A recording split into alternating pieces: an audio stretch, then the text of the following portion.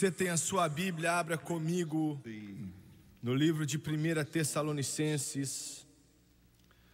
Vou ler o capítulo 4.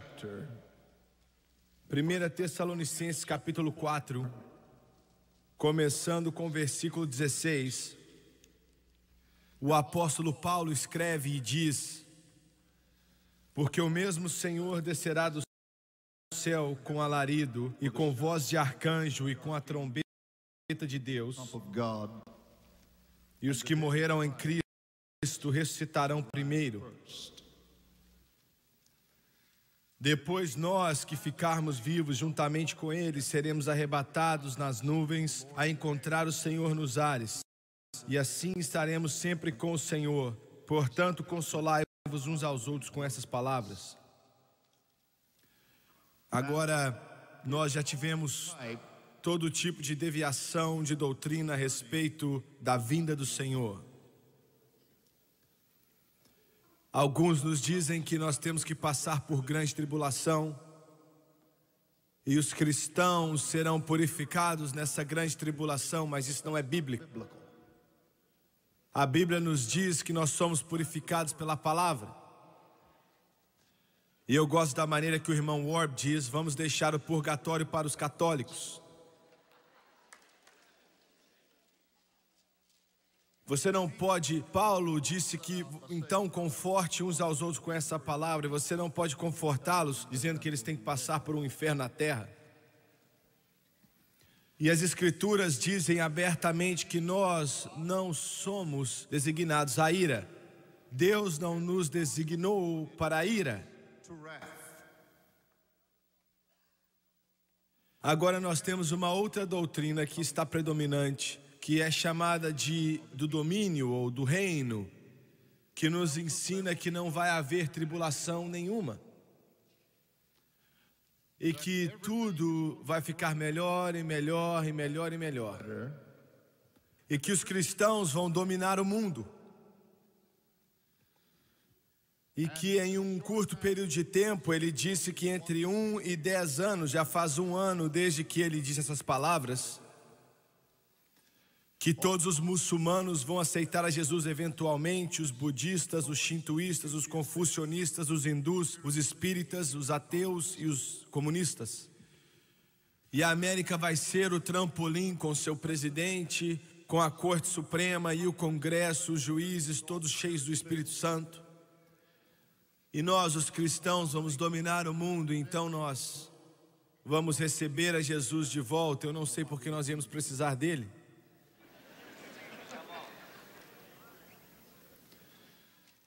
Essas duas doutrinas são mentiras do inferno.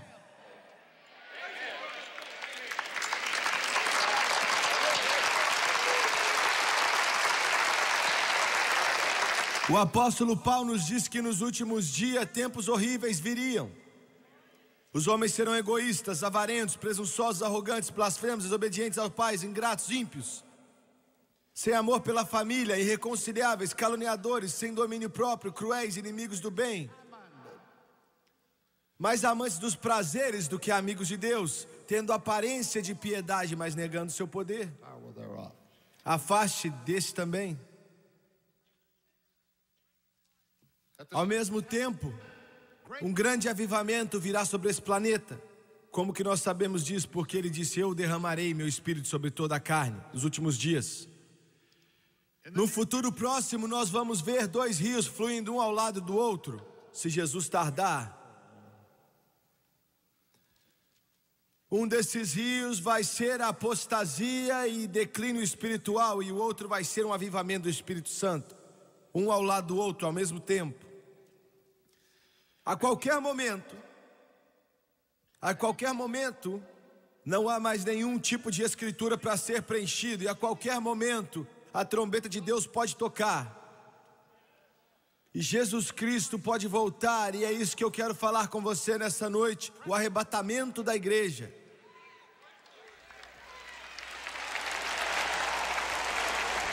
Há algum tempo atrás, nós recebemos um convite pela igreja na União Soviética,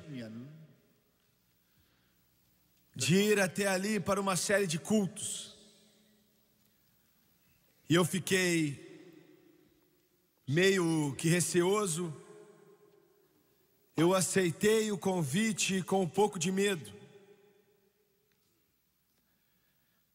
E depois de muita oração, mesmo depois que eu recebi o conselho do pessoal do governo, de outros ministros que eu conhecia e confiava neles para não ir, mas depois de muita oração eu resolvi ir assim mesmo e nós fomos.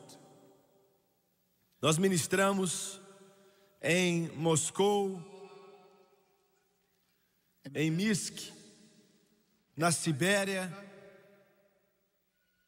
E eu estava pensando nisso outro dia e revivi aquele momento tão maravilhoso daquela época. Um coral de garotinhos e garotinhas siberianos que memorizaram um refrão de uma música em inglês, Como Eu Amo Jesus, e cantaram pra gente.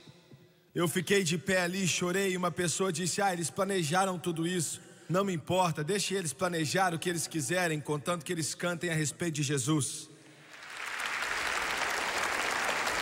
Alguém disse: bem, talvez eles planejaram colocar aquele povo ali, porque estava cheio de gente. Nós pregamos em igrejas batistas, igrejas da comunidade, igrejas pentecostais. Eles serviam vinho de verdade na comunhão ali, eu não quis beber. E eles me perguntaram: por que você não bebe? E eu disse: eu não acho que é certo beber vinho. E mesmo que eu e você possamos ver as Escrituras de maneira diferente, você tem tanto problema com bebedeira aqui na União Soviética que, como uma questão de princípio, você deveria se levantar e dizer: não tem mais vinho aqui. E alguém disse outro dia: bem, ali devia ter mais agentes da KGB do que em qualquer outro lugar. Pode ser que sim, eu não sei. Mas se existiam agentes do KGB ali, eles sentaram ali, eu tenho certeza que eles choraram muito.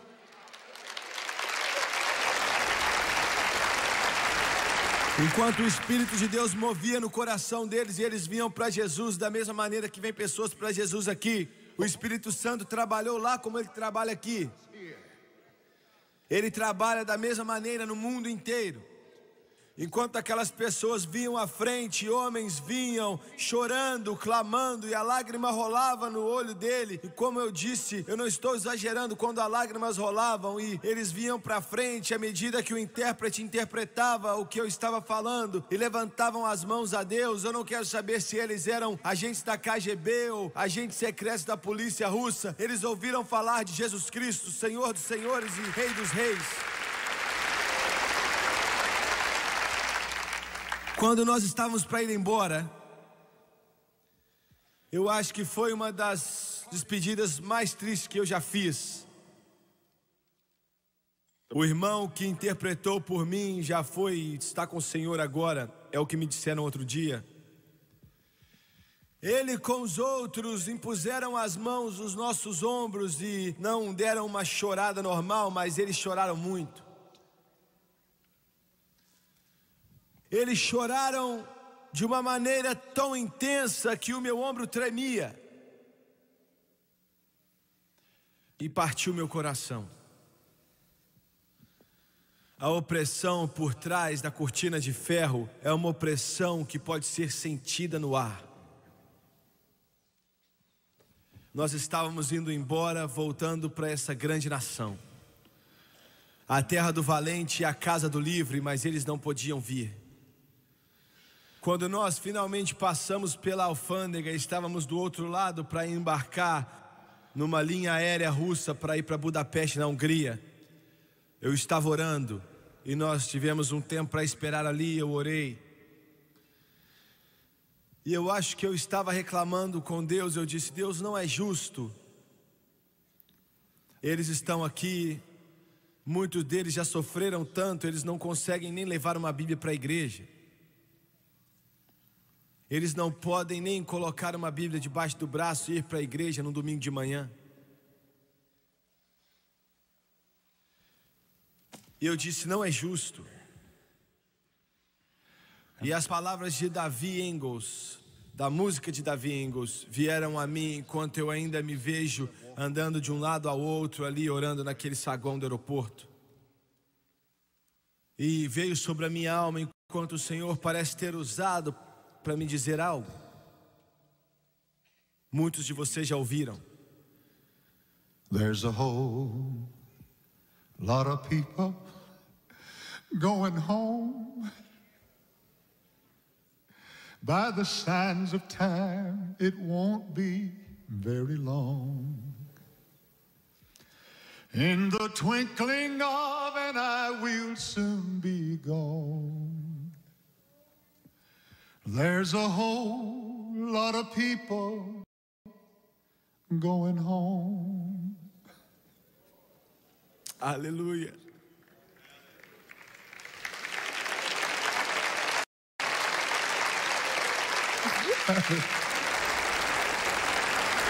Aleluia.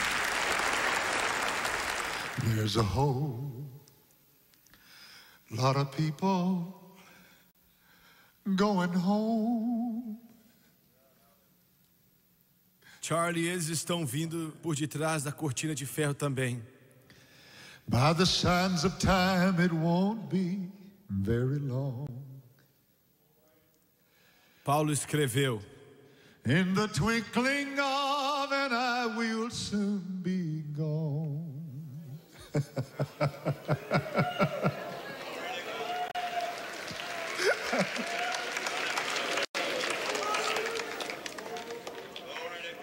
Aleluia. There's a whole lot of people going home. Aleluia. Aleluia. Aleluia. Aleluia.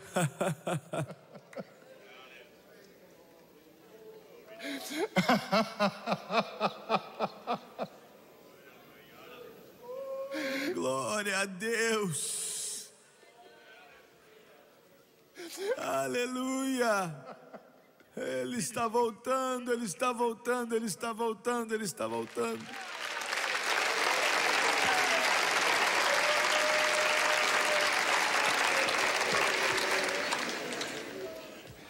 I can see them seated round the table, almost ready to say come,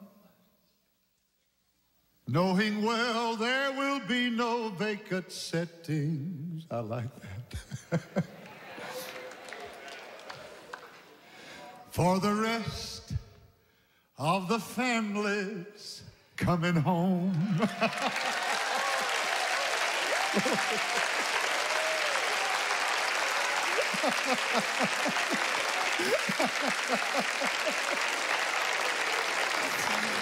There's a whole lot of people going home. By the signs of time, it won't be very long.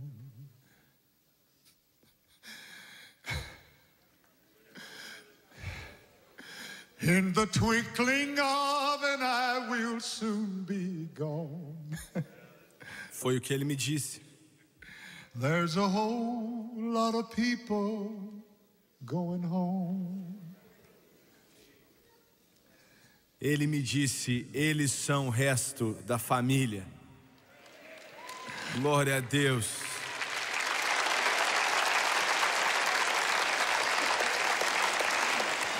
Aleluia. Glória a Deus. Me dê um minuto, por favor, me dá um momento. Existe muito sofrimento nesse mundo, mas Ele está pronto para terminar com isso tudo. Ele está voltando, Ele está voltando, Ele está voltando. Por que você não levanta as suas mãos e louve a Ele por um momento, porque você está salvo? Louve a Deus, aleluia. Aleluia. Muito obrigado, Senhor, bendito. Bendito é o nome do Senhor, aleluia. Glorificado seja o nome do Senhor.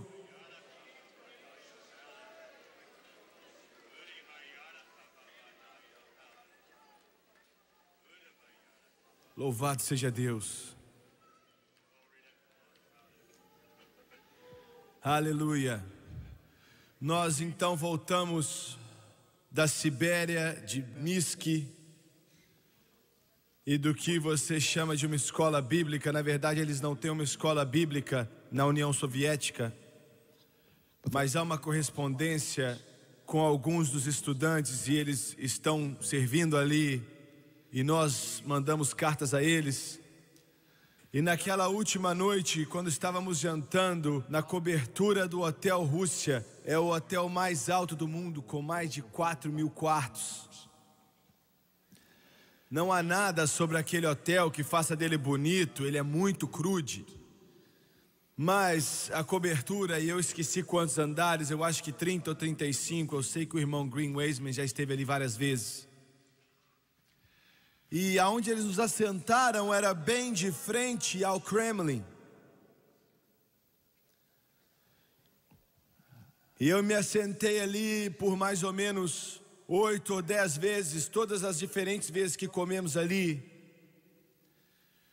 E toda a parede era de vidro, em volta daquela parte do hotel construída por Joseph Stalin. E a maioria das vezes que eu estava sentado ali, eu ficava olhando para o Kremlin, que estava a poucos metros de distância. Era possível ver dentro do Kremlin. 37 acres. E o melhor de tudo é que eu sentei ali, bem no coração, na capital do ateísmo, do materialismo, querendo ir contra tudo de bom no mundo inteiro. Eu realmente acredito que é a religião de Satanás. E a coisa mais esquisita daquilo ali é que as igrejas que estavam ali, do lado de fora do Kremlin, ainda permanecem ali como museus, ou seja lá o que for. Ainda estava ali abaixo dos ars. E eu contei uma vez 27 cruzes no topo daquelas igrejas. Em volta do Kremlin, a cruz de Jesus Cristo era vista em qualquer lugar que você olhasse. Quão irônico.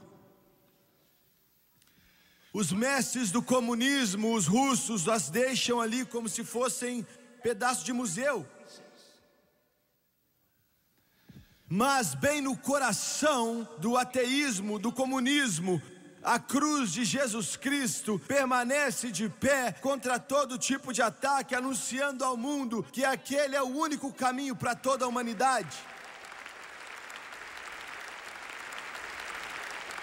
E eu olhei para aqueles 37 acres, naquelas paredes,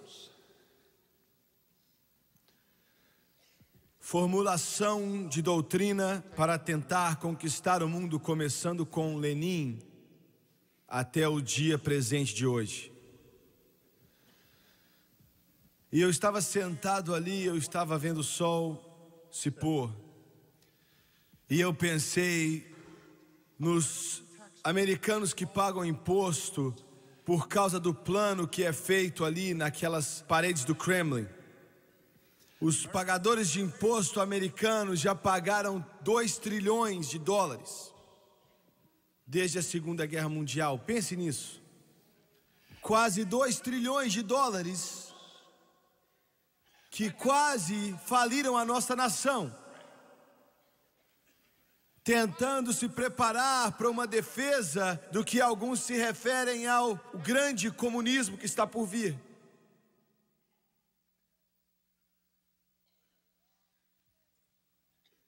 O mundo hoje está em um calendário. E Deus Todo-Poderoso ainda está no controle. Isso eu quero que você se lembre. Tudo que está acontecendo nesse planeta, todo conflito, todo tipo de guerra militar, todo tipo de ditador que aparece, Deus sabe exatamente de onde vem. E tudo está no cronograma. Eu quero que você entenda isso. Veja bem, como filho de Deus, me escute com cuidado. Como um filho de Deus, nós não temos que temer. As manchetes de jornais podem ser negras, podem ser ruins, as situações podem piorar neste mundo, mas nós não temos que temer. Tudo está no calendário, está no cronograma aqui nesse planeta, está no cronograma também lá no planeta do céu.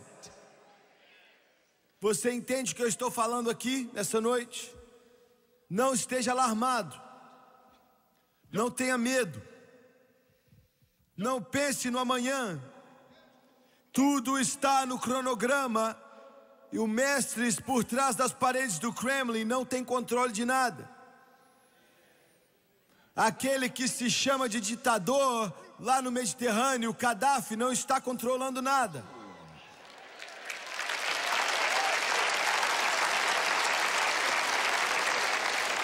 Nem mesmo o nosso grande presidente tem controle de nada. O Deus Todo-Poderoso ainda governa e reina nos reinos dos homens. Satanás não está controlando nada. Tudo está no cronograma aqui e lá. Com certeza está. Agora, nós acreditamos da palavra de Deus que o arrebatamento da igreja pode acontecer a qualquer momento.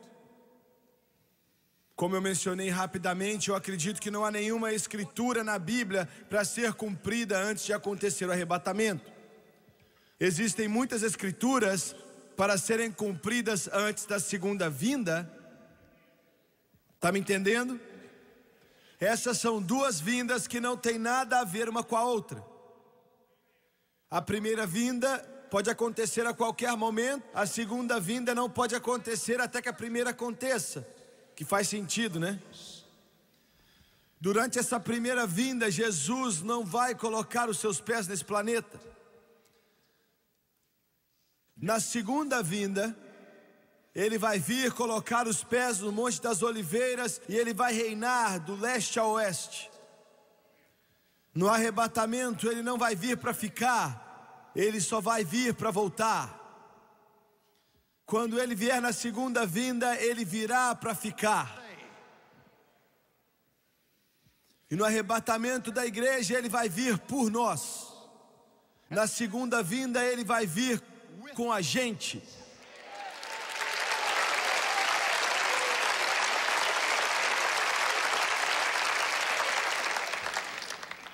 Há uma grande diferença nessas duas vindas. Antes da segunda vinda acontecer, a grande tribulação vai acontecer aqui na terra por um período.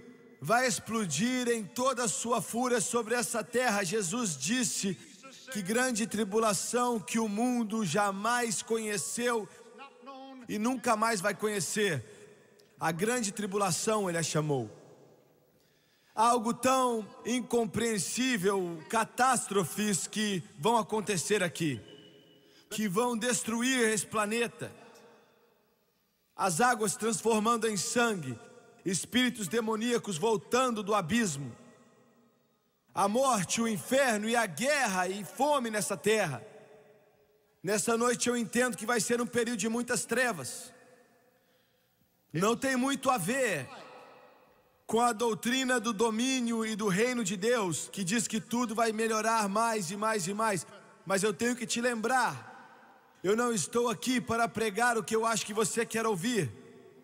Eu estou aqui para pregar, assim diz o Senhor.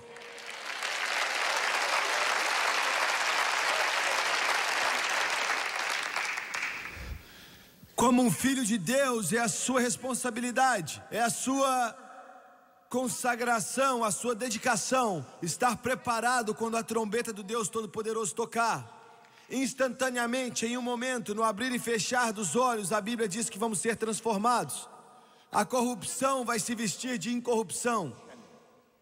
A mortalidade vai se vestir de imortalidade. Quanto mais velho eu ficar, mais eu busco isso. Às vezes, nessas cruzadas, eu fico tão cansado fisicamente que eu mal consigo ficar de pé. Às vezes eu começo a andar para uma congregação e tudo começa a ficar embaçado. As pernas começam a tremer e eu tenho que segurar em alguém para ficar de pé. Eu sinto essa minha carcaça mortal envelhecer. Eu não tenho mais os reflexos que eu tinha. Mas logo, a corrupção vai ter que se vestir de incorrupção. A mortalidade vai ter que se vestir de imortalidade. Glória a Deus. Então eu vou ser transformado em um momento, no abrir e fechar de olhos, e eu vou jogar fora esses óculos para nunca mais ter que usá-los outra vez. As minhas costas não vai mais doer, o meu estômago não vai mais doer, os meus olhos não vão embaçar mais, a minha mente vai estar muito bem afiada, porque Jesus está voltando para buscar o seu corpo, a igreja do Deus vivo.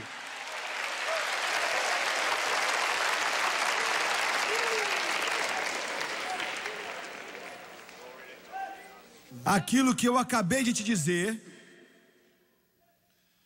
não está sendo pregado por detrás dos púlpitos como foi um dia. Eu não vou muito a igrejas, eu não tenho como ir a igrejas, e é óbvio. Mas eu assisto a televisão evangélica e eu não me lembro quando foi a última vez que eu escutei uma mensagem na televisão cristã sobre o arrebatamento. Eu acho que nunca escutei. Eu quero dizer isso outra vez. É claro que alguém já pregou essa mensagem, talvez você tenha ouvido isso ontem, mas eu tenho assistido o mesmo tanto que você, e nunca em toda a minha vida ouvi um pregador do evangelho pregar sobre arrebatamento na televisão cristã ou em qualquer outro tipo de televisão. Isso deveria ser a mensagem principal que pregamos hoje. Isso tem que ser a mensagem principal, porque está vindo, é eminente. Como você sabe, Jimmy Swaggart? Como você sabe que Jesus Cristo vai voltar logo? Eu acredito que Ele virá logo por muitas razões. Isso é um pouco à parte aqui, mas a revista Times News saiu há alguns meses atrás que nesse exato momento em Jerusalém, eles estão treinando 400 jovens judeus, jovens israelitas. Eles estão os treinando em como trabalhar dentro das obras do tabernáculo, como adorar no templo, para que eles saibam fazer as tarefas do templo. Quer dizer, estão treinando eles agora, nesse momento. E eu perguntei um dos homens israelitas ali: como é que você sabe quem é da tribo de quem? Porque somente a tribo de Levi que pode fazer essas tarefas. Ele falou: não sabemos, mas nós pensamos que todo judeu no mundo que chama Cohen é um levita. C-A-H-N ou C-O-H-N, Cohen. E nós estamos treinando eles, preparando eles. E eu disse: como é que você vai construir esse templo quando o domo da rocha está sentado ali? E ele disse: bem, nós acreditamos que aquele não é o lugar do templo. Nós acreditamos que aonde o muro das lamentações de Salomão está, aquele muro das lamentações que foi construído por Salomão, chamado de muro das lamentações hoje em dia, nós acreditamos que ali em frente a ele, onde você vê aqueles judeus de pé beijando aquela parede, logo ali pertinho é onde o templo de Salomão realmente esteve. E nós estamos planejando construí-lo ali. E não tem nada a ver com o domo da rocha. E isso é o que eles estão falando agora. A Bíblia nos diz que o templo vai ser reconstruído. Nós sabemos que vai ser reconstruído. Então, se eles estão treinando jovens agora para fazer as tarefas do tabernáculo e estão falando a respeito do lugar, os planos já foram desenhados. Modelos de templo agora em Jerusalém já foram escolhidos pelos arquitetos. Está me escutando? Você diz: irmão Swaggart, isso é importante? Não, não é. Eu não estou nem aí para aquilo. Jesus mudou tudo isso há 2000 anos atrás. Está me ouvindo?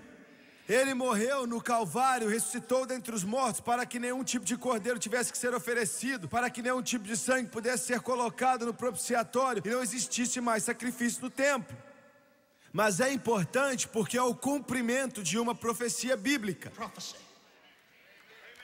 E se eles estão tão pertos, quanto mais pertos devemos estar do momento onde Deus vai tocar aquela trombeta e soprá-la, e Jesus Cristo vai voltar, a Bíblia diz, com júbilo, com a voz do arcanjo e com a trombeta de Deus.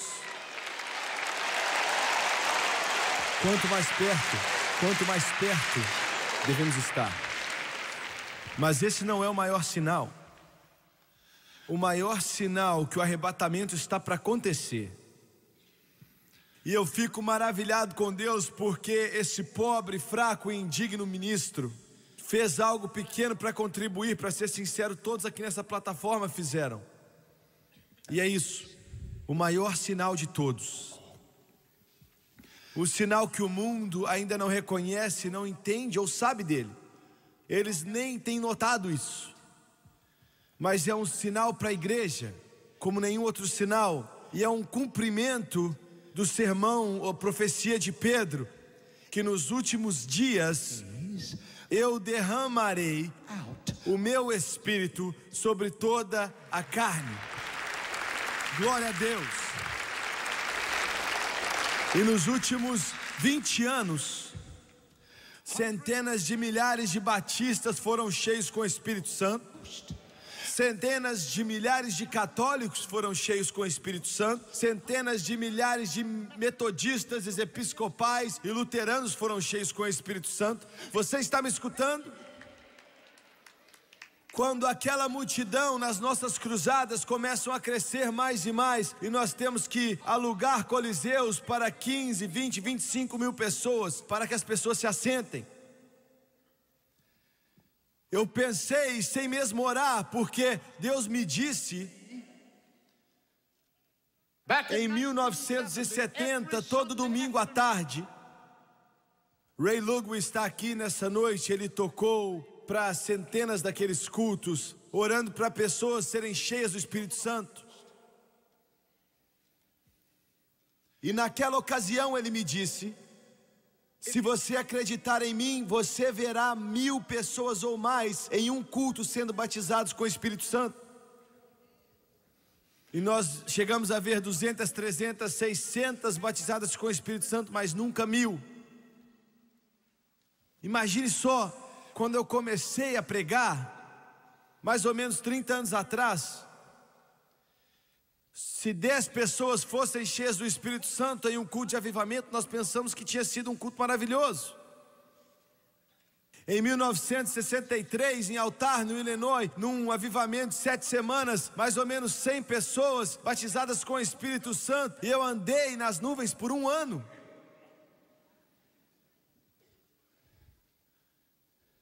Mas ele disse: você vai ver 1000 em um só culto.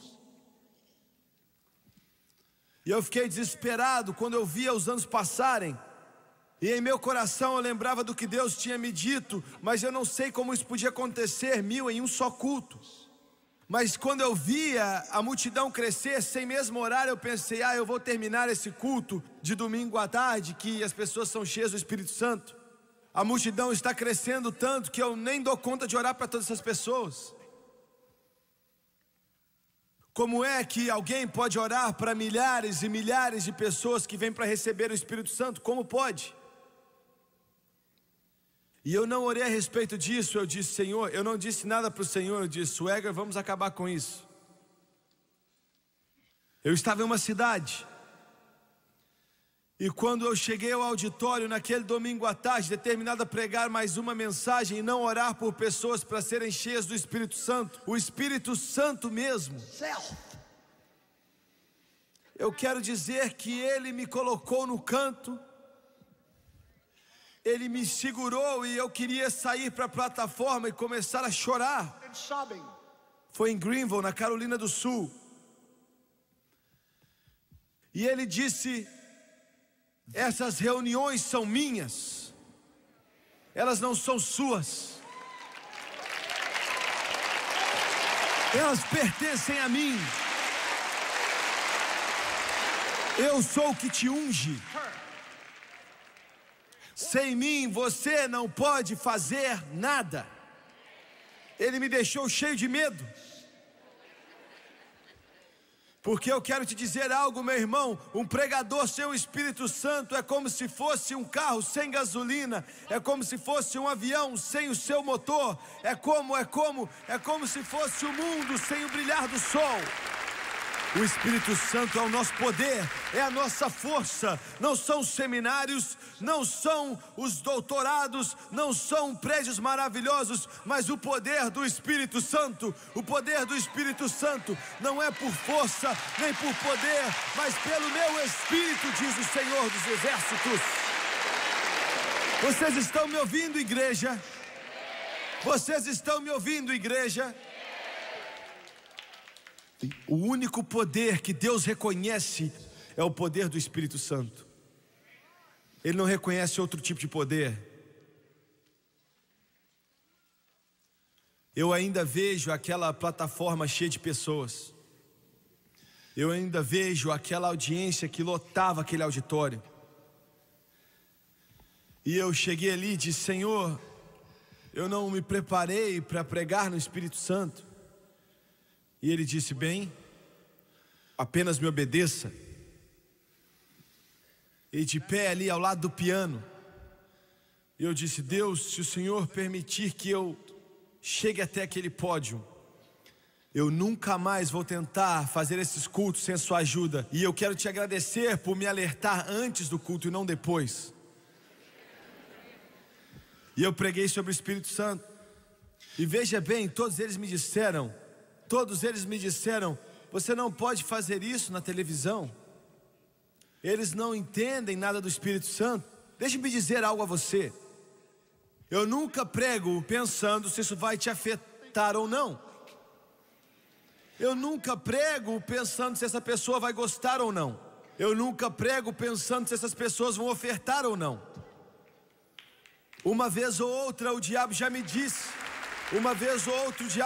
se você pregar isso, ninguém vai ofertar.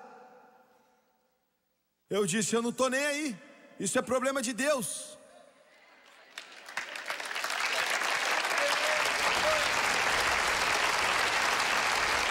Um pastor da Assembleia de Deus me disse outro dia: se você continuar pregando dessa maneira, as pessoas da Assembleia de Deus não vão te apoiar. E eu disse: se eles não me apoiarem, Deus levanta os católicos para me apoiar. Porque eu vou pregar o Evangelho do Deus Todo-Poderoso. Não me importa o que o inferno diz, ou que a denominação diz, ou que os demônios dizem, ou que o diabo diz. Não é o meu Evangelho, é o Evangelho dele, é o que diz o Senhor.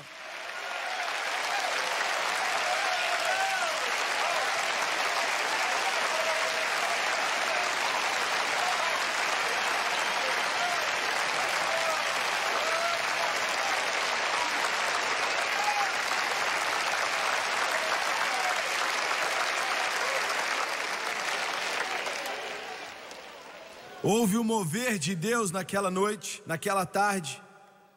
Quer dizer, havia ali uma onda de glória do Espírito Santo que passou naquele pessoal. Era como se a gente sentisse a chuva cair naquele auditório. E mais ou menos 6 meses depois, nós começamos a cruzada no Madison Square Garden, na cidade de Nova York, estado de Nova York, na Grande Central Station. Domingo pela tarde, entre 15 e 20 mil pessoas ali naquele coliseu. E eu dormi por mais ou menos 2 horas, talvez 2 horas ou 1h30. Eu não sabia o que estava acontecendo no mundo espiritual. E eu não estaria vivo hoje se a mão dele não estivesse sobre nós. E eu não quero mais falar sobre isso, mas Era como se um peso estivesse sobre mim, como um peso que pesava como 1000 toneladas. E eu saía da cama e eu começava a andar ali de um lado para o outro daquele hotel. E eu começava a chorar e eu me lembrava das lágrimas. Eu sabia que Deus estava fazendo algo, mas não sabia o quê. Na manhã seguinte, enquanto eu andava ali na rua, eu andei mais ou menos umas 2 ou 3 milhas e voltei. A presença dele estava tão poderosa na minha vida, que nós começamos aquele culto e eu não sabia, eu não tinha nem ideia, mas aquele seria o dia em que Deus cumpriria aquela profecia que Ele me deu. E mais de 1000 nova-iorquinos iam ser batizados no Espírito Santo, com evidência em orar em línguas, assim como o Espírito Santo os capacitava. E eu preguei naquela tarde, e eu me lembro que a glória que veio sobre aquele lugar era como se uma tempestade tivesse passado por cima. Quer dizer, quando você sabe e sente aquela unção do Espírito Santo, você não consegue se satisfazer com qualquer outra coisa. Vocês que foram batizados com o Espírito Santo e ainda estão tentando ir para um mausoléu, uma igreja que não tem isso, você não vai sobreviver. Quando você experimenta a glória e o poder e a unção, você não se satisfaz mais com qualquer outra coisa. Aleluia! Você não aguenta mais pregadores mortos pregando sermões mortos para congregações mortas. E eu pedi para que eles viessem, como eu sempre faço. Vem até a frente, para ficar de pé ali na frente.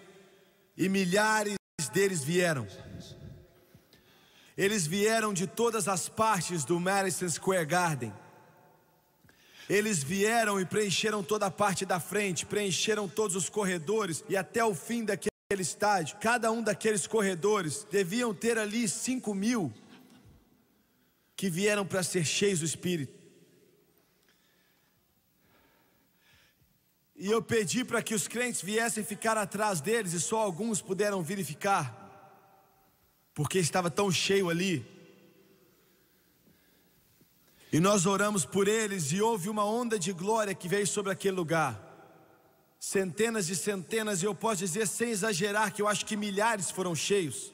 Não 1000, mas eu acredito que foi 2 a 3 mil pessoas, e eu sou muito conservador com esses números. Naquela noite nós saímos para Londres, e na próxima manhã eu me levantei para orar. Você ora o tempo todo, Jimmy? Eu não tenho escolha. Se Ele não me disser o que pregar, eu não sei o que pregar. Se Ele não me der o que Ele quer que eu entregue a você, eu não sei o que fazer. Veja bem, eu nunca fui a um seminário.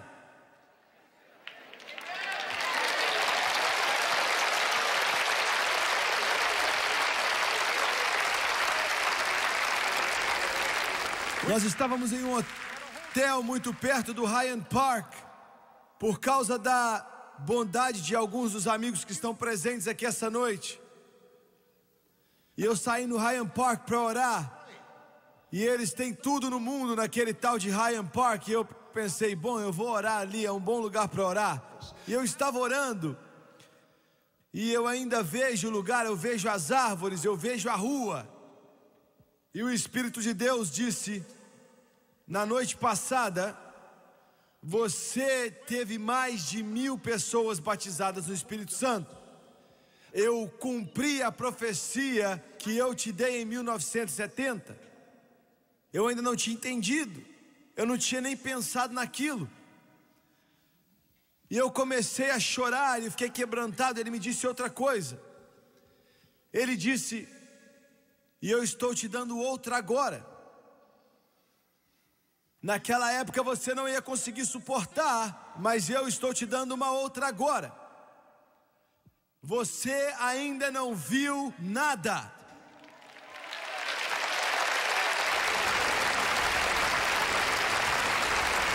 Eu vou encher dezenas de milhares em um só culto, com o poder do Espírito Santo.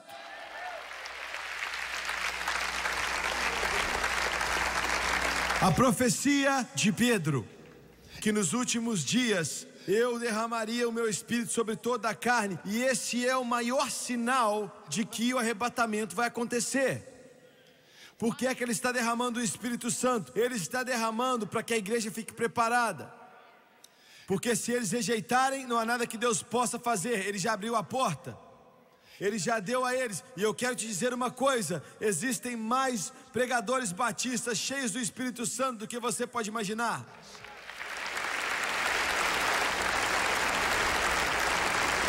Pedro disse: o Senhor vai derramar o Espírito dele sobre toda a carne. Um padre da igreja católica me escreveu outro dia, disse: eu estou cheio do Espírito Santo.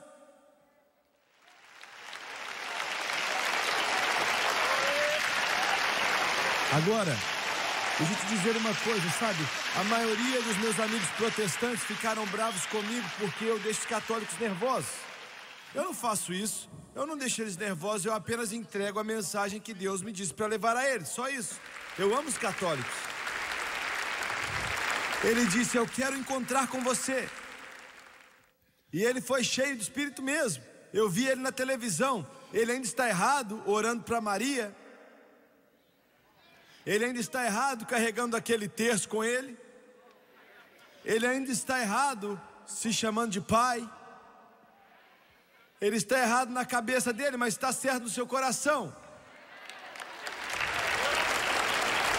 Está me entendendo? Aleluia. Ele disse: eu fui cheio do Espírito Santo. Eu acredito que ele foi cheio do Espírito Santo. Ele disse: eu oro em língua todos os dias. Jesus encheu o meu coração. Eu estou tentando fazer o avivamento vir sobre os católicos. E eu disse: muito bom, faça isso. Eu estou tentando te dizer algo. Todas as vezes que alguém muito precioso, independente de quem eles sejam, venham e comece a orar em outras línguas, como o Espírito de Deus os capacita, isso é um sinal para o mundo inteiro que Jesus está para voltar. A trombeta está para tocar, e Ele está preparando a igreja dele, Ele está preparando o seu povo, Ele está preparando o corpo dele, Ele está os preparando. E o único que pode preparar a igreja não são os seminários, não são escolas bíblicas e nem pregadores, mas é o Espírito Santo. Esse é o único que pode preparar a igreja do Deus vivo.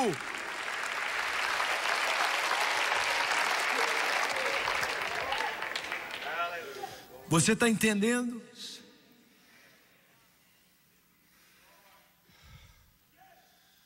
O Espírito Santo é o pastor dessa igreja. O Espírito Santo é o evangelista através da televisão, enquanto eu falo aqui tropeçando em minhas próprias palavras.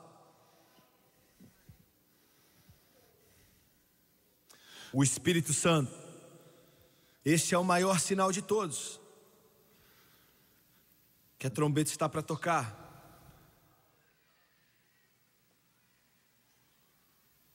Você está me ouvindo? Não deixe que isso passe batido por você, com indiferença ou falta de entendimento. Alguns de vocês aqui receberam o Espírito Santo nos últimos meses. 1 ano ou 2 atrás, você tacava dardos em minha foto toda manhã.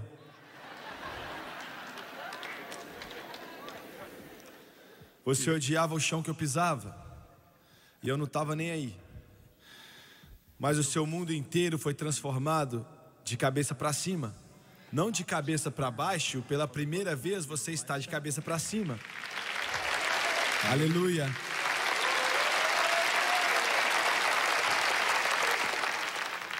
Se alguém tivesse dito a você, criado em uma atmosfera religiosa litúrgica, tudo tão calado dentro da igreja que você não consegue diferenciar de um funeral. A única diferença é que eles não têm um caixão.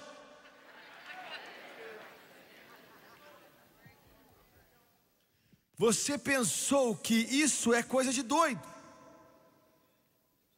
Eles perderam a cabeça. O elevador deles não chegou ao topo.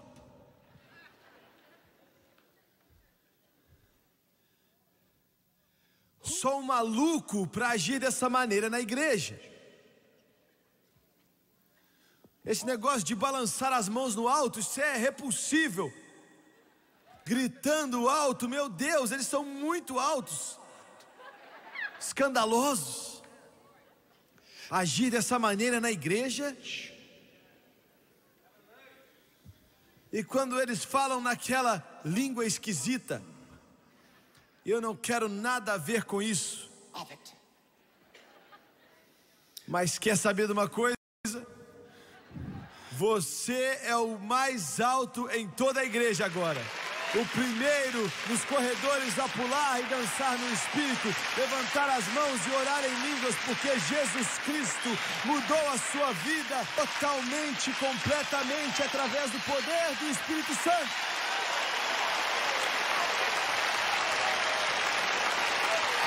Aleluia! Aleluia! Aleluia!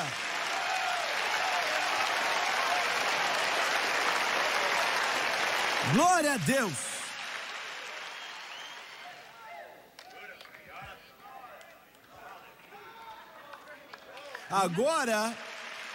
Agora, nós das Assembleias de Deus, e nós das igrejas de Deus, e nós das igrejas pentecostais, e nós das igrejas quadrangulares, olhamos para você como se você estivesse doido. Você perdeu a cabeça, você fala alto.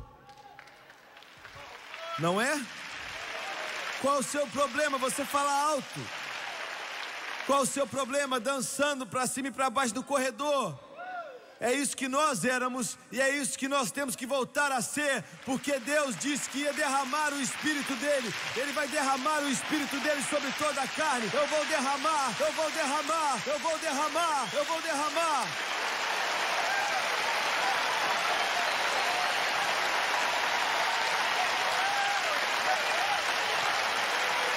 Glória a Deus, glória a Deus, glória a Deus.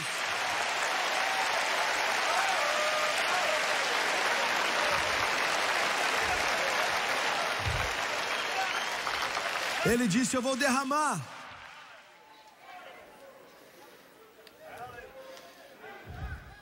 Ele não disse que ia só jogar um pouquinho aqui e ali, ele disse que ia derramar. Derramar. Eu vou derramar. Eu vou fazer chover em você dos céus. Eu vou derramar em toda a carne. Eu vou derramar nos russos. Eu vou derramar nos chineses. Eu vou derramar nos japoneses. Eu vou derramar nos americanos. Eu vou derramar em todos os lugares.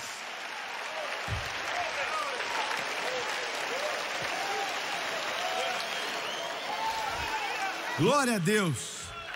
Glória a Deus.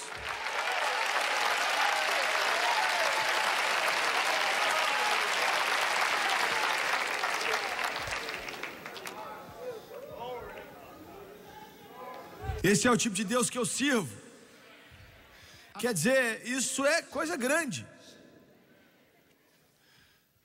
Quando nós construímos essa igreja,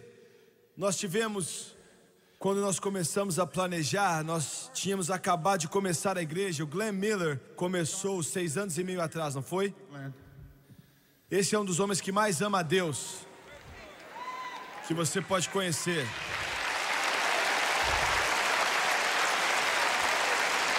Deus já vinha falando ao meu coração e eu não queria ceder. Eu não queria construir uma igreja. Eu não tinha desejo de construir uma igreja. Eu sou um evangelista, Senhor. Em caso que você não tenha percebido. O Glenn chegou até mim e disse, entrou ali no meu escritório, no outro lado da cidade, num prédio velho que tinha ali. E ele disse, Deus está mandando você construir uma igreja. Eu disse, não sei não, viu? Eu não quero fazer isso não.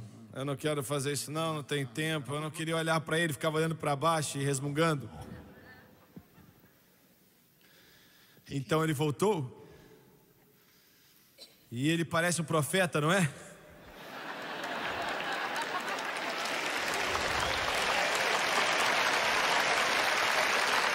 Então eu disse, tá bom, já que você insiste, vai lá, eu não tenho nada com isso. Eu não vou pregar lá, eu vou congregar lá, mas não vou pregar lá. E alguns de vocês, talvez um ou dois, vocês pensam que eu sou muito santo, não é mesmo? Mas eu tenho os meus problemas como você tem. Elias era um homem com as mesmas paixões. O Glenn começou a igreja no Holiday Inn. O Holiday Inn começou mais igrejas, irmão Ward. O Holiday Inn o quê? Ali, na rua de baixo, Holiday Inn. E saímos daquele Holiday Inn para um outro Holiday Inn. Começamos com 100 pessoas, não foi, Glenn? Uma igreja bonita, 100 pessoas. Alguns meses depois, Deus começou a falar comigo para construir uma igreja. E mais ou menos nessa época a gente tinha 400 pessoas. E eu não queria fazer. Deus me disse, construa a igreja que vai sentar 10 mil pessoas. E eu disse, Deus, eu tenho 400 pessoas e eu não estou ali na maioria das vezes. Eu vou escrever um livro em como construir uma igreja, nunca apareça.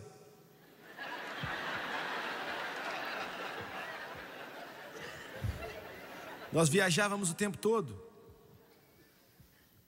E eu então pensei, como é que eu vou construir uma igreja para 10 mil pessoas? E nós tínhamos 400. Algumas dessas pessoas sentadas aqui na frente, eles estavam, eu não sei se eles estavam ali no primeiro domingo, mas eles estavam ali pela maioria dos domingos que começamos e não perderam muito. Eu não sei onde vocês estavam antes, eu não sei onde, antes de vocês se tornarem pentecostais, batistas. Nessa cidade, sabe, não existia nenhuma igreja pentecostal. Ou era batista ou era católico. Só isso. Quando o primeiro grupo vieram na igreja, eles entravam aqui, faziam o sinal da cruz, né? No, man, I thought.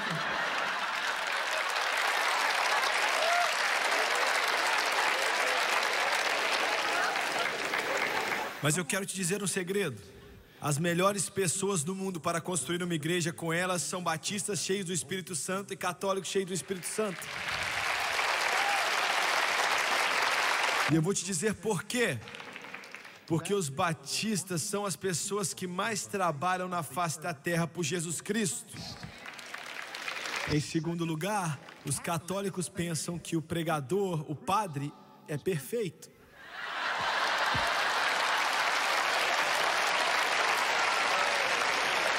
Aleluia! E eu não fiz como Deus queria, e nós fizemos isso aqui para 7 mil pessoas, com todos esses balcões. Mas eu temi. Deus está fazendo grandes coisas. Alguém diz, por que é que você precisa de todo esse prédio? Muita gente me pergunta isso.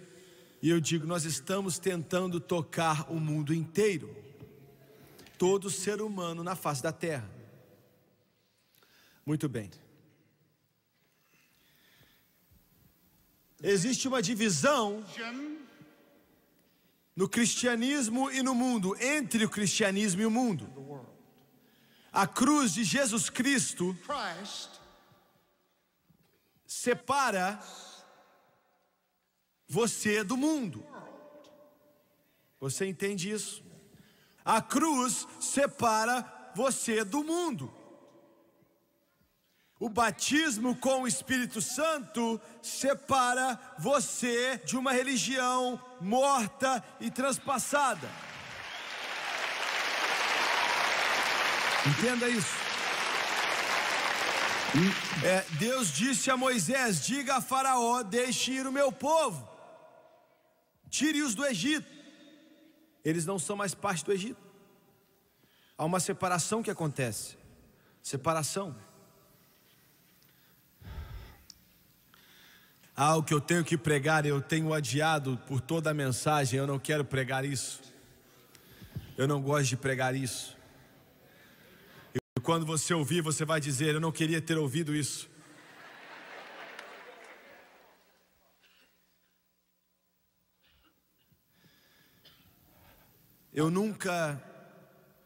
Meu coração nunca esteve tão quebrantado como o dia de hoje. Nunca.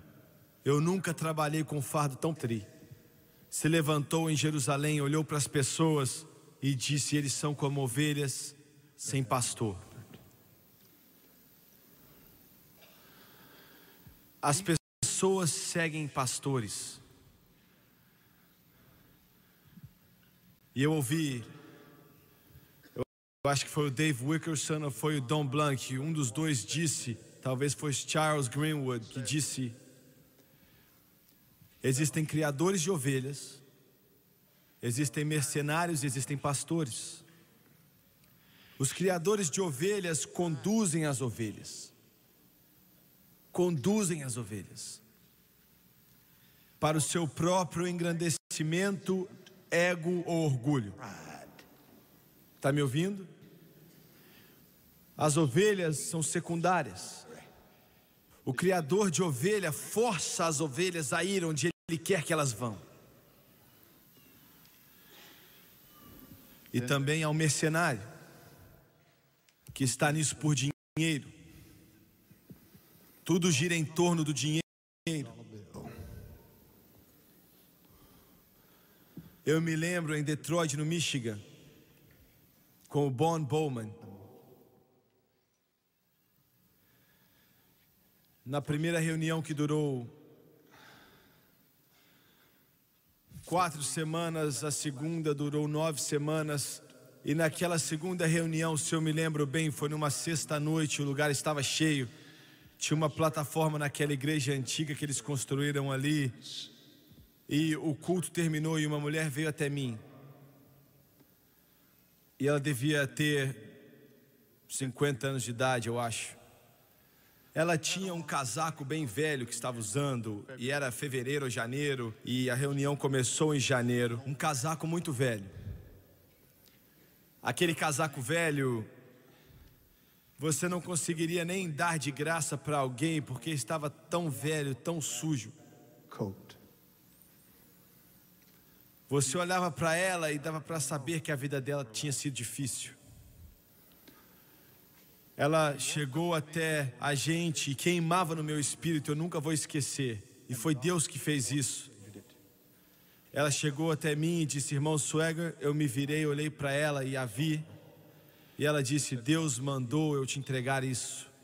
E ela colocou um bolo de dinheiro em minha mão. Muitas pessoas fazem isso. Mas eu fiz algo que eu nunca fiz antes. Eu segurei a mão dela e eu não queria largar, e ela começou a sair e ir embora. E eu segurei as mãos dela. E eu disse: irmã, isso foi em 1970, eu disse: irmã, quanto tem aqui? Na minha mente, eu só podia pensar na aparência dela, que eu sabia que era pobre, e ela disse: $32. E eu disse: o que você faz para viver? Ela baixou a cabeça e teve vergonha. Eu tive que perguntar pela segunda vez, porque eu não entendi a primeira vez, e eu perguntei: o que é que você faz para viver? E ela disse: eu lavo o chão. E eu disse: você quer dizer, você fica de joelho o tempo todo? Ela disse: sim, de joelhos o tempo todo. E eu perguntei: quanto você ganhou essa semana? E ela disse: $32. E eu disse: você deu tudo essa organização sem que ele esteja supervisionando para ver se não é verdade? Se eu pagar um almoço para aquele pastor ali, eu tenho que assinar o nome deles atrás do recibo e ele vê para ver se é isso mesmo que está certo. E existem pastores que guiam o rebanho. Some through the waters and some through the flood. Some through the fire, but all through the blood. Some through great sorrows, but God gives a song in the night season and all the day long. Now listen to me. A nossa necessidade hoje, é isso que eu quero pregar, eu vou falar rapidamente. É impossível encontrar pregadores que têm convicções hoje em dia. Está me ouvindo? Estou falando de convicção, pregadores que têm convicções, que vão se levantar independente do que venha contra eles para dizer isso está certo e isso está errado.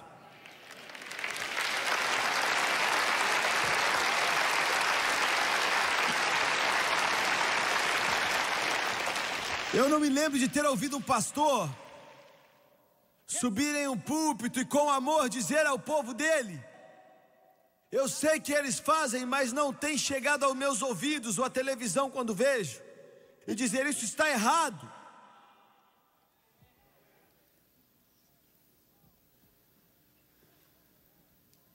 Em segundo lugar, está ficando cada vez mais difícil encontrar pastores que entendem qualquer coisa da liderança do Espírito Santo.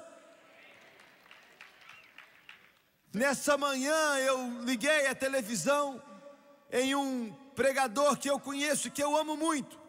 O meu coração partiu. Eu escutei 30 minutos de música que se enquadrariam melhor se fossem um canal do mundo, por roqueiros exibindo a própria carne.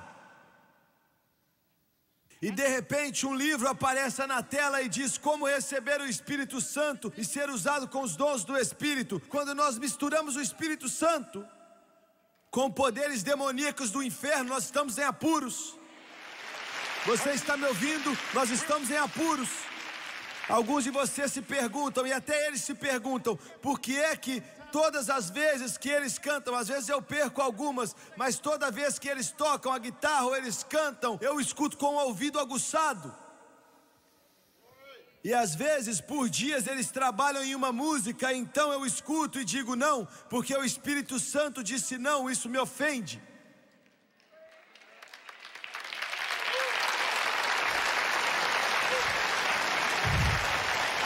Alguém disse isso é só o seu gosto musical. Não existe isso. É seguir o guiar do Espírito Santo, o que o Espírito quer e o que o Espírito quer. Os maiores roqueiros religiosos da nação querem se encontrar comigo em alguns dias. Eles não vão gostar o que eles vão escutar.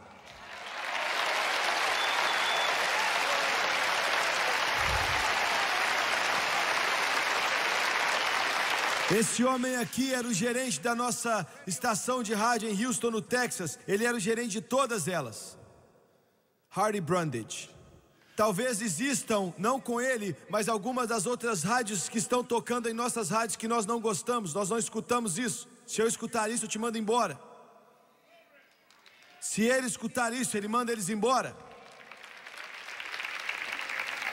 E alguém pode dizer, você não consegue levantar a sua média. Eu não estou nem aí para a minha média. Eu estou tentando obedecer a Ele que me chamou para ser um soldado.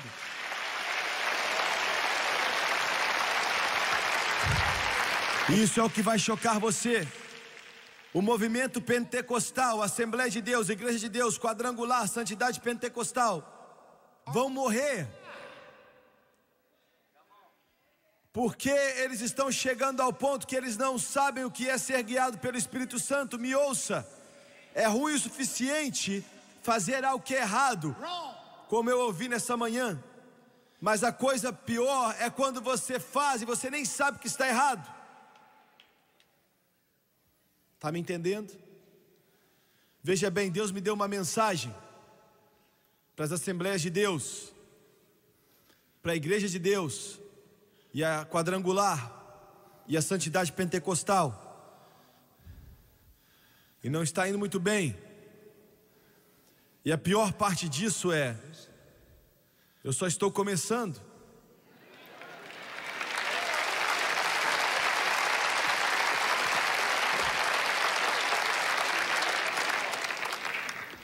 Deixe-me terminar.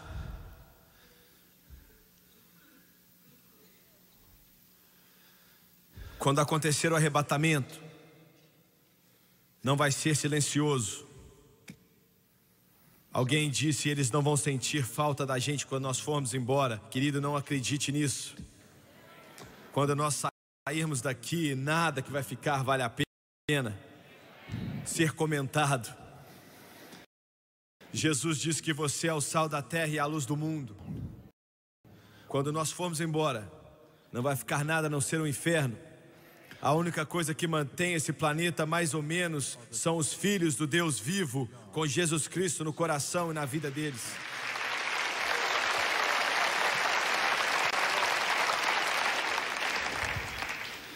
Deixe-me terminar com essas palavras. Eu não terminei ainda, mas o meu tempo acabou e amanhã de manhã eu tenho que começar de novo. Eu tenho que começar com um outro texto bíblico. Domingo de manhã. Muito bem. Eu sei de cabeça, mas eu quero que você me veja abrir esse livro e ler dele. 2000 anos atrás, João era conhecido como Voz de Trovão. Ele tinha 100 anos de idade quando ele escreveu o livro de Apocalipse. Ele foi o último a morrer. Eu posso imaginar os pensamentos que passavam em sua cabeça. Tiago, o irmão dele, tinha sido o primeiro a morrer.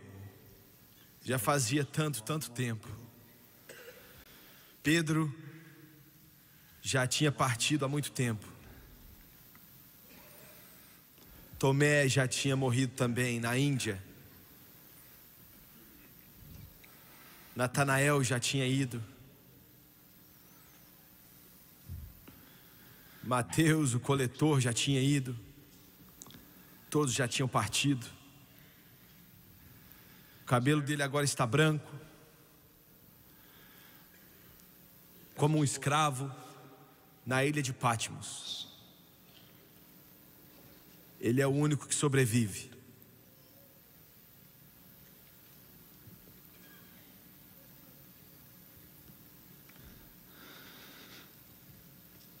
Jesus aparece para ele mais uma vez e disse: eu sou aquele que estava morto, mas eu estou ainda mais vivo. E quando ele terminou o livro mais querido que o homem já conheceu, e com aquela caneta na mão ele escreveu: e se alguém tirar quaisquer palavras do livro desta profecia, Deus tirará a sua parte do livro da vida e da santa cidade e das coisas que estão escritas nesse livro. Aquele que testifica essas coisas diz: certamente cedo vem.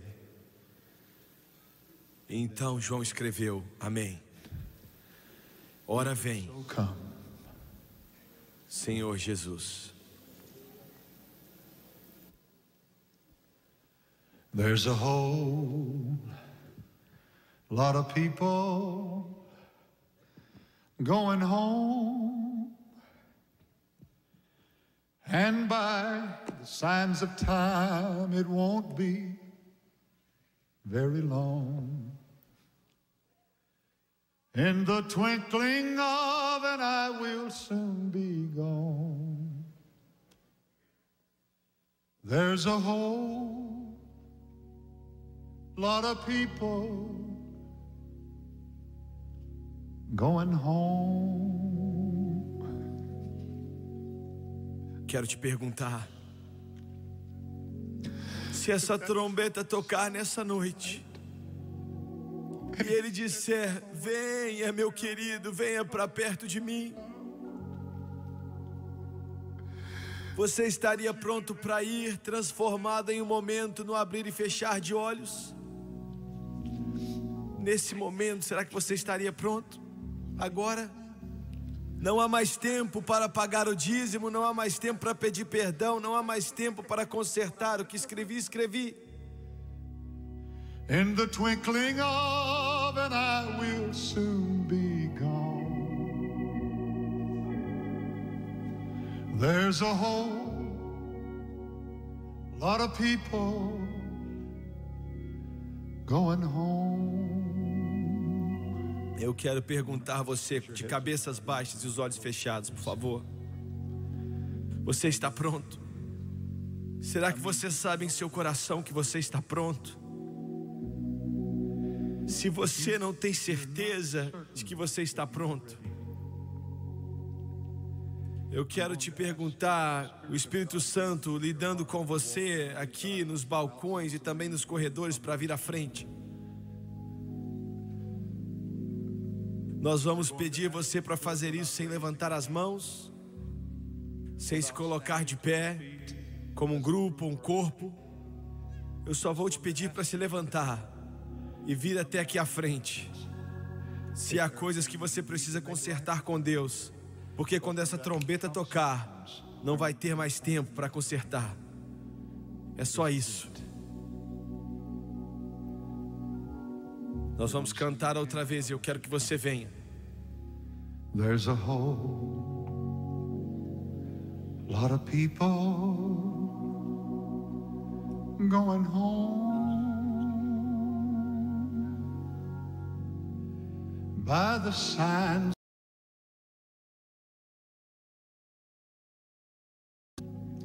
In the twinkling of an eye, we'll soon be gone.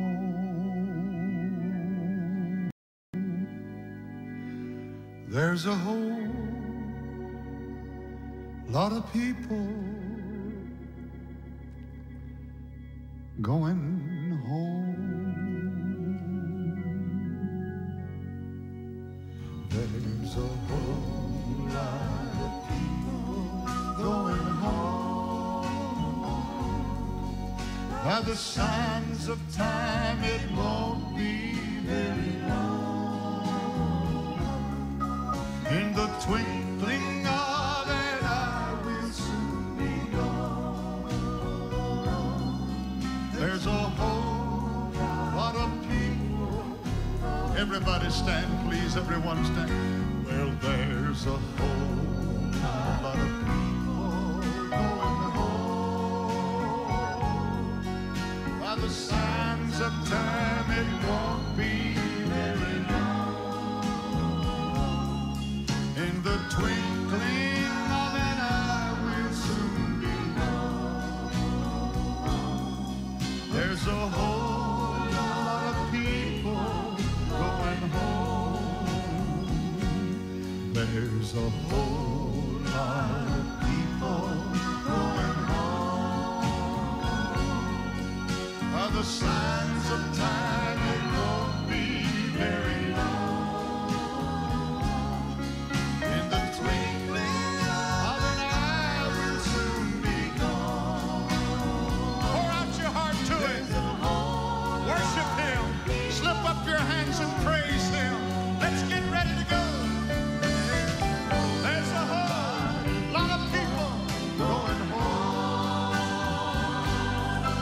By the signs of time,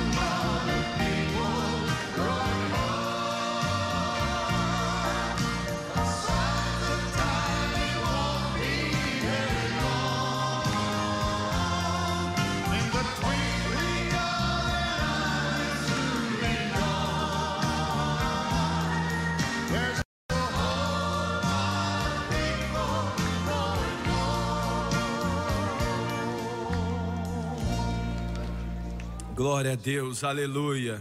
Jesus, be Jesus in me. No longer me, but thee. Resurrection power, fill me this hour. Jesus, be Jesus in me. Sing it, Jesus, be Jesus. Worship Him. Let the Spirit of God work on your heart. Let the Spirit of God work in your soul. No longer me, but thee.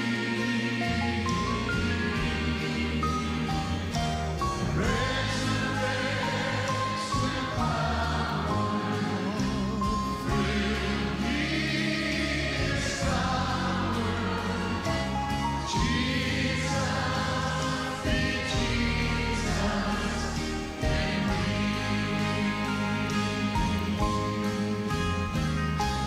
Jesus, be Jesus in me.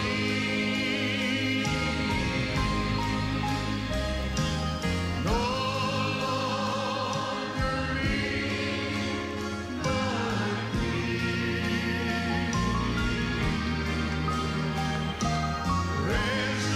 resurrection power, Lord, fill me this hour.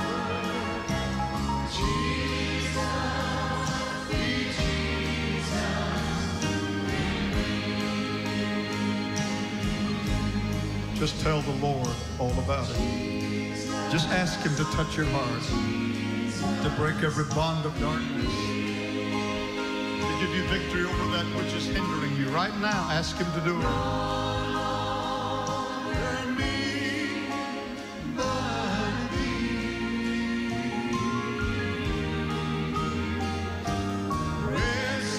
Resurrection power, Lord, please fill me this hour. Jesus, be Jesus. Worship Him just one more time. Praise Him one more time. Oh, Jesus, be Jesus in me.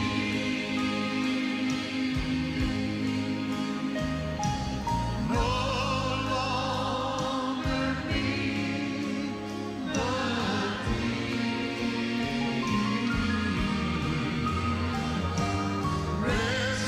resurrection power, Lord, fill me this hour. Jesus, be Jesus Nós vamos cantar mais uma vez e o Senhor me deu uma mensagem para te entregar antes de você ir embora. Você tem sido muito gracioso e muito paciente. Ele disse para que você coloque de lado todo o pecado que está tentando te dominar, para que nós venhamos correr essa corrida.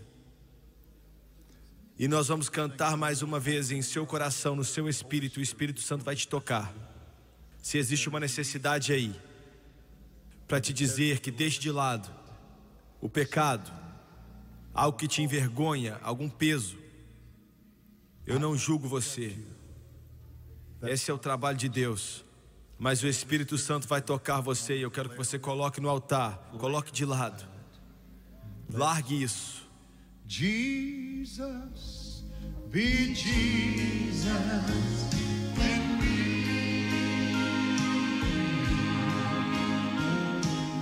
No longer me, but thee.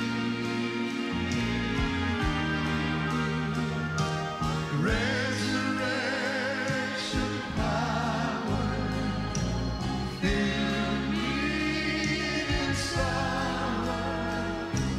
Jesus, Jesus, Jesus Eu estou te pedindo para tocar toda pessoa aqui que está presa pelo cigarro. No santo nome de Jesus Cristo, nós tomamos autoridade sobre a nicotina.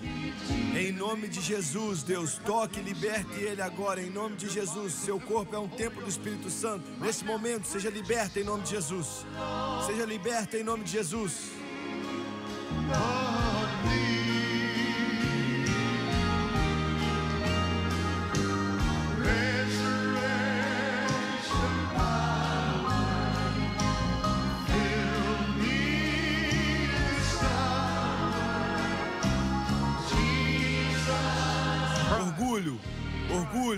Orgulho, o pecado do orgulho, em nome de Jesus, coloque no altar o pecado do orgulho.